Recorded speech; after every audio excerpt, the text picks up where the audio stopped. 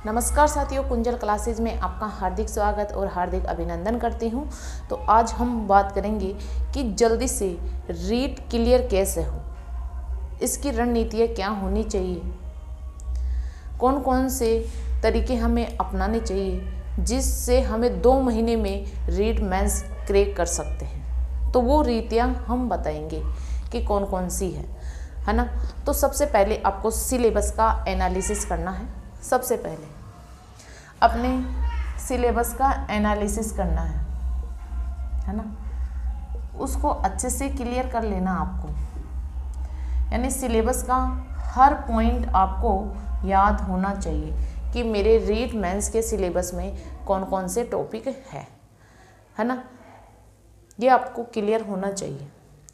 दूसरी बात, जो मॉडल पेपर आते हैं वो भी आपके पास होने चाहिए, मॉडल पेपर।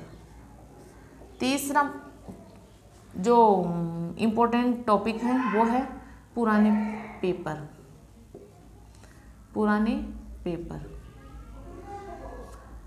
पेपर यानी सिलेबस का अच्छे से एनालिसिस करो। सिलेबस को 1 बार 2 बार अच्छे से क्लियर कर लो। यानी जो टॉपिक आपको कठिन लग रहे हैं, अब आपको सिलेबस को भी 3 भागों में डिवाइडेड करना है। सबसे कठिन, मध्यम और फिर होता है सरल, है ना। सिलेबस को 3 भागों में बांट लो। जो कठिन टॉपिक है उसको एक साइड में रख लो, जो मध्यम श्रेणी के हैं उनको एक साइड में रख लो, और जो सरल टॉपिक है बिल्कुल ही उनको एक साइड में रख सकते हो आप।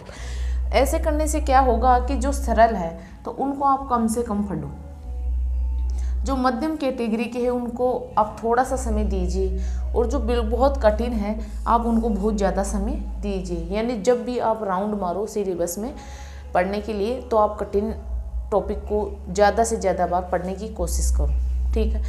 फिर आप सिलेबस को एक तरीके से ये भी आप कर सकते हो, एक तो महत्वपूर्ण टॉपिक यानी मोस्ट टॉपिक जहाँ से क्वेश्चन बहुत ज़्यादा बनते हैं। यानी एक तो होता है मोस्ट टॉपिक और एक थोड़ा कम मोस्ट टॉपिक, है ना।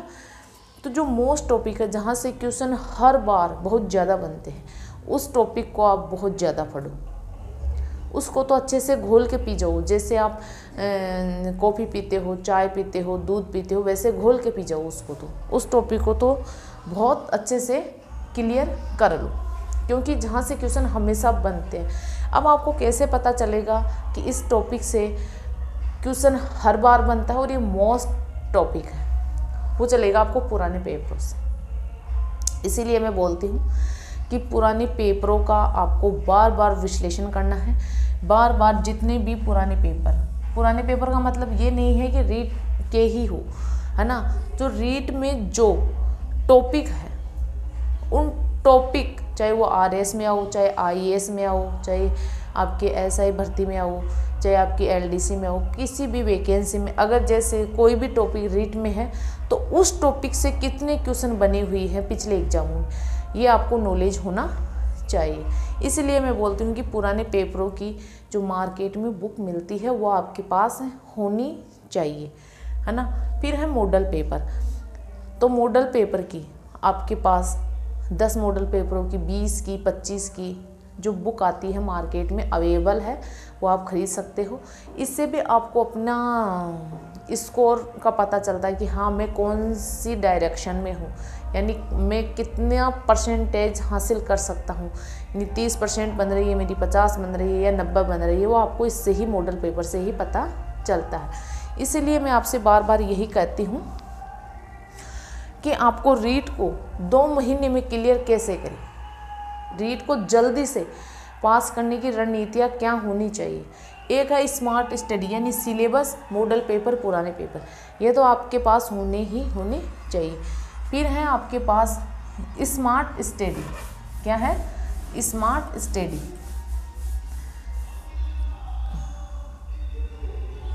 स्मार्ट स्टडी बहुत अहम भूमिका निभाती है, स्मार्ट स्टडी।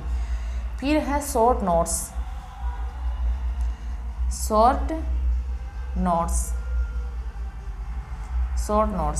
स्मार्ट स्टडी करने का तरीका आपको आना चाहिए।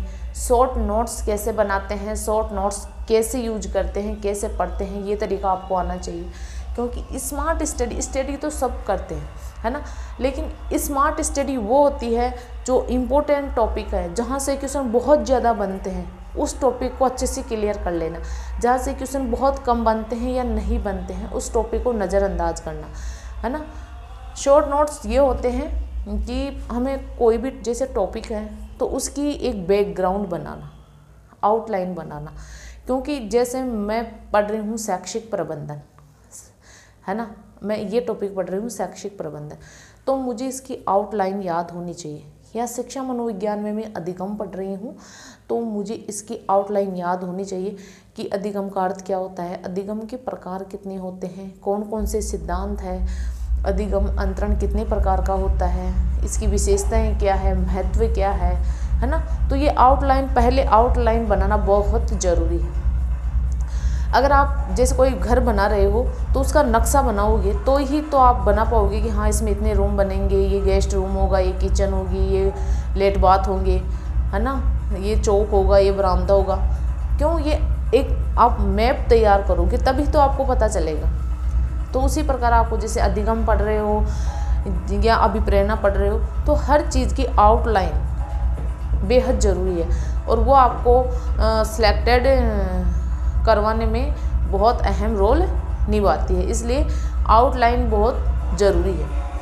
इसलिए किसी भी टॉपिक को पढ़ने से पहले या किसी भी की भी तैयारी करने से पहले आउटलाइन आपके दिमाग में होनी चाहिए, उसकी आउटलाइन ज़रूर बनानी चाहिए, शॉर्ट नोट्स बनाने चाहिए, स्मार्ट स्टडी करनी चाहिए, रेगुलरिटी आपके रूटीन में होनी चाहिए,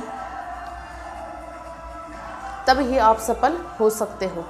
तो मिलते हैं अगली क्लास में। जय हिंद, जय भारत।